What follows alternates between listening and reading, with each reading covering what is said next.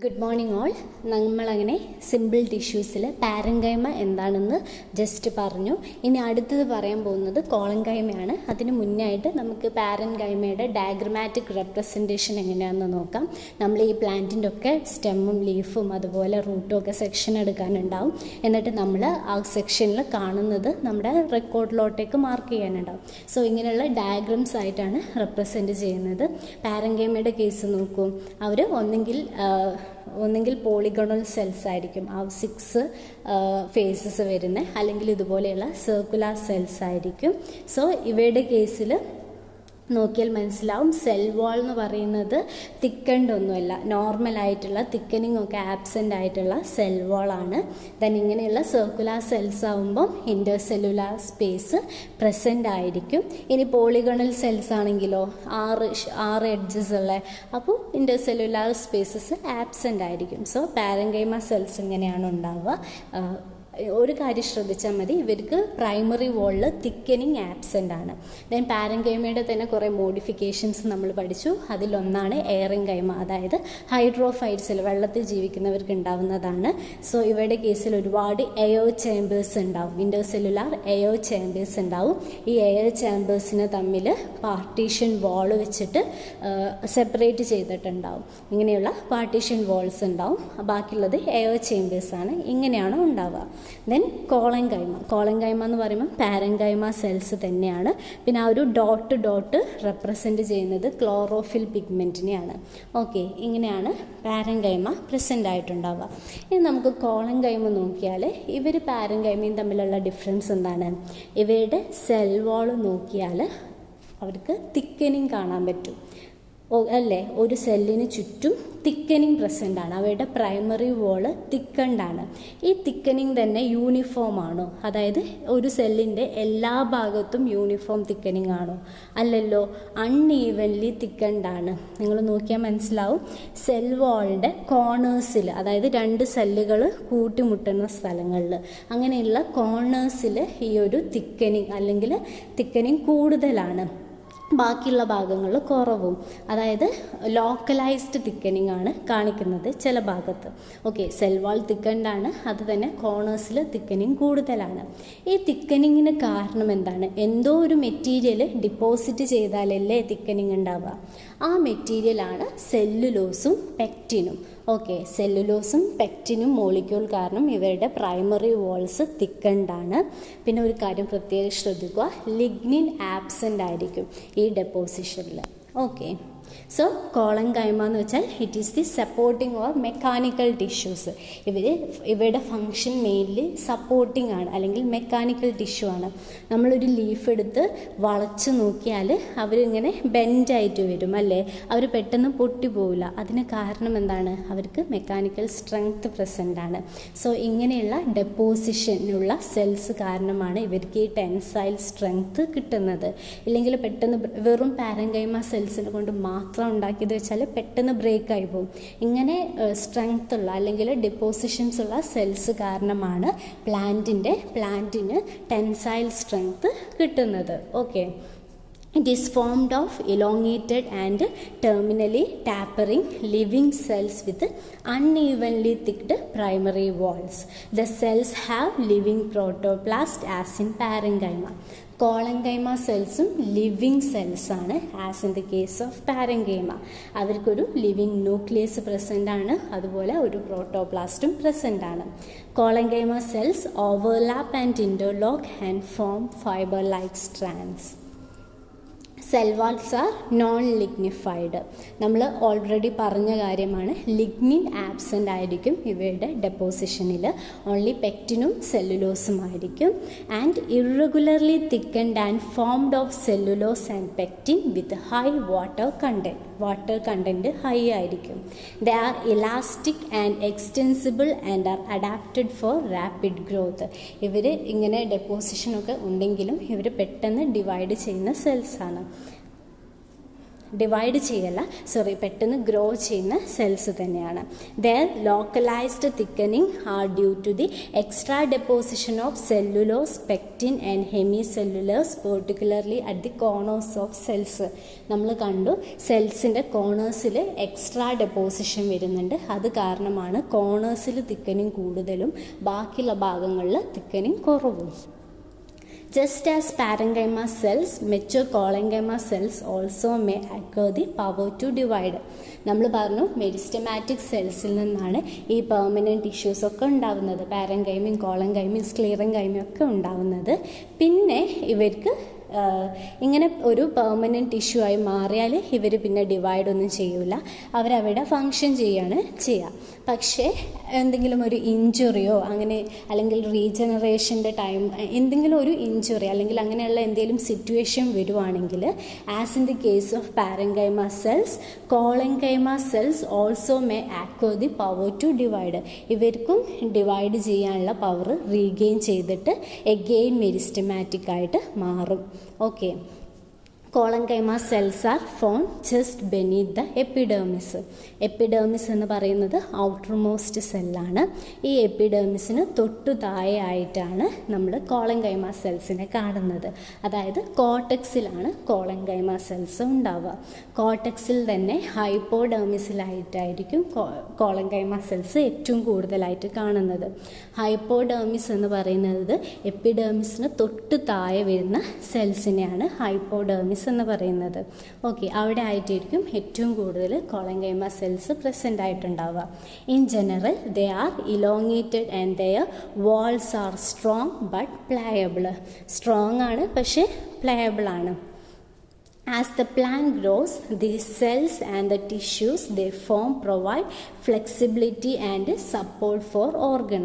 So ഈ ഒരു സെല്ലിൻ്റെ പ്രത്യേകത അവർ ഫ്ലെക്സിബിൾ ആണ്, അതായത് അവർക്ക് high സ്ട്രെങ്ത്തുമായിരിക്കും. Collenchyma supports the growing region of shoots and are therefore common in expanding leaves, petioles and elongated stems.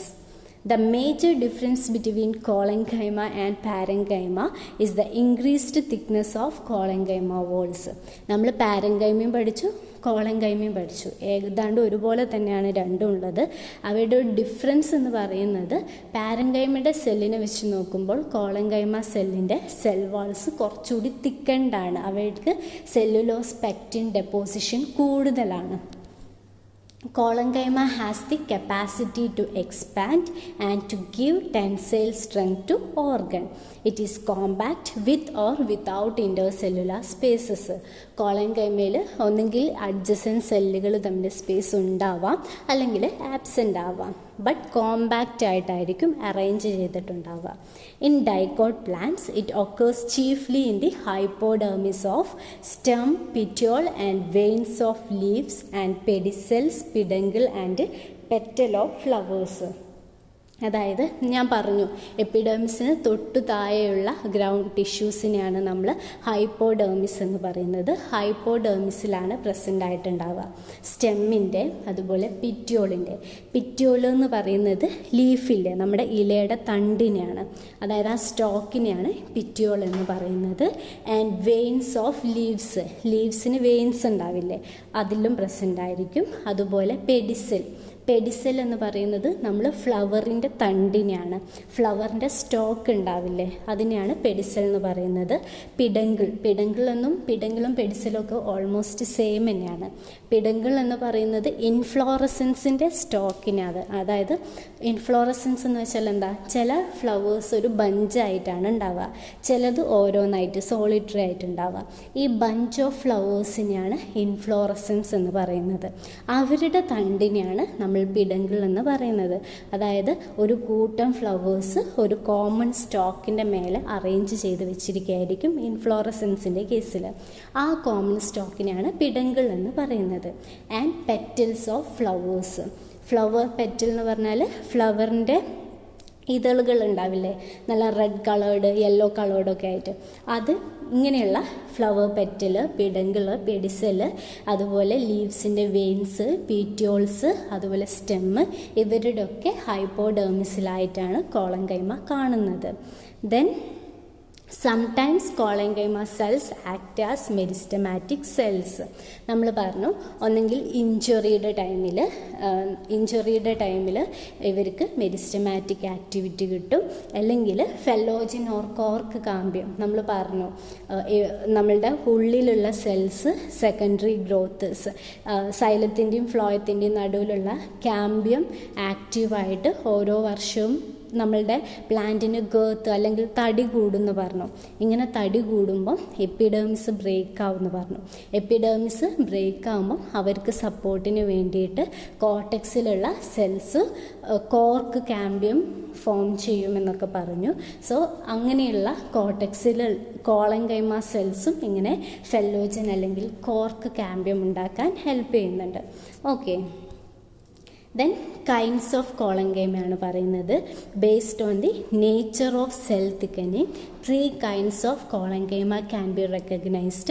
First one, lamellar or plate-like collenchyma. Then second, angular collenchyma. And third one is lacular or tubular collenchyma. First നമുക്ക് lamellar or plate like collenchyma എന്താണെന്ന് നോക്കാം. This is the collenchymatous tissue in which deposition or thickening material takes place in the tangential walls of the cells. അതായത് ഒരു സെല്ലിന് നോക്കിയാൽ ആ മേലെ കാണുന്ന ഭാഗത്തിനെയാണ് ട്രാൻസ്വേഴ്സ് വാൾ അല്ലെങ്കിൽ ടാൻജൻഷ്യൽ വാൾ എന്ന് പറയുന്നത്. പിന്നെ ആ ഒരു പാരലായിട്ട് വരുന്ന ആ ഒരു താഴോട്ടേക്കുള്ള വേർട്ടിക്കൽ വാൾസിനെയാണ് റേഡിയൽ വാൾ എന്ന് പറയുന്നത്. സോ ഒരു സെല്ലിനെ സംബന്ധിച്ച് നോക്കുവാണെങ്കിൽ ടാൻജൻഷ്യൽ വാളും ഉണ്ട്, റേഡിയൽ വാളും ഉണ്ട്. ഈ ടാൻജൻഷ്യൽ വാളിലാണ് ഇങ്ങനെയുള്ള തിക്കനിങ് വരുന്നതെന്ന് വെച്ചാൽ അതിനെയാണ് നമ്മൾ എന്ത് പറയുന്നത്, ലാമെല്ലാർ ഓർ പ്ലേറ്റ് ലൈക്ക് കോളൻകൈമ എന്ന് പറയുന്നത്. പിക്ചർ നോക്കിയാൽ മനസ്സിലാവും. തേർഡ് വണ് ലാമെല്ലാർ, അതായത് ടാൻജൻഷ്യൽ വാളിലായിട്ടാണ് തിക്കനിങ് വരുന്നത്. Okay, so cell wall is thickest on 2 opposite sides and thickened wall look like parallel plate. ഈ പിക്ചർ നോക്കിയാൽ നിങ്ങൾക്ക് മനസ്സിലാവും, 2 ഓപ്പോസിറ്റ് സൈഡ്സിലായിട്ടാണ് തിക്കനിങ് വരുന്നത്. അതുപോലെ തിക്കനിങ് വാൾ ഒരു പ്ലേറ്റ് പോലെ തോന്നും നമുക്ക്. ഓക്കെ, സോ ഇതിനെയാണ് ലാമെല്ലാർ എന്ന് പറയുന്നത്. അടുത്തതാണ് angular collenchyma. In these tissue the thickening material is deposited at the angles or corners of the cells. നമ്മൾ പറഞ്ഞു, അതായത് ഓരോ സെല്ലിൻ്റെയും കോർണേഴ്സിലായിട്ടായിരിക്കും, ജസ്റ്റ് കോർണേഴ്സിലായിട്ട് മാത്രമായിരിക്കും തിക്കനിങ് ഉണ്ടാവുന്നത്. ഇതിനെയാണ് ആംഗുലർ, ആ ആംഗിളിൽ മാത്രമായിരിക്കും തിക്കനിങ് ഉണ്ടാവുന്നത്. തേർഡ് വണ്ണാണ് lacunate or lacunar collenchyma. Here the thickening material is deposited on the walls bordering the intercellular spaces. Intercellular spaces ഉണ്ടാകുന്നത്, അതായത് സെല്ലുകൾക്ക് ഇടയിലുള്ള സ്ഥലങ്ങളിലായിരിക്കും തിക്കനിങ് ഉണ്ടാകുന്നത്. ഓക്കെ, സോ ലാക്യുണ എന്ന് പറയുന്നത് സ്പേസിനെയാണ്, വാക്യൂള്, അതായത് ഇൻ്റർസെല്ലുലാർ സ്പേസസ് ഉണ്ടാകുന്ന സ്ഥലങ്ങളിലായിരിക്കും ലാക്യുനാർ കോളൻകൈമയിൽ തിക്കനിങ് ഉണ്ടാകുന്നത്. ഇനി ഫങ്ഷൻസ് ഓഫ് കോളൻകൈമയാണ്. നമ്മൾ പറഞ്ഞു മെയിൻ ഫങ്ഷൻ എന്ന് പറയുന്നത് mechanical or supporting the tissues of the primary plant body. Okay, ബാക്കിയുള്ള ഫങ്ഷൻസ് നോക്കാം. Serve as the chief supporting tissue in young dicotyledonous stem and protect leaf from tearing. നമ്മൾ പറഞ്ഞു ഈ ഒരു ലീഫിനെ നമുക്ക് മുറിക്കുമ്പോഴൊക്കെ നമ്മൾ പെട്ടെന്ന് ഇഞ്ചുറി എന്നൊക്കെ ഹെൽപ്പ് ചെയ്യുന്നുണ്ട്, കീറിപ്പോകുന്നതിൽ നിന്ന് ഹെൽപ്പ് ചെയ്യുന്നുണ്ട്.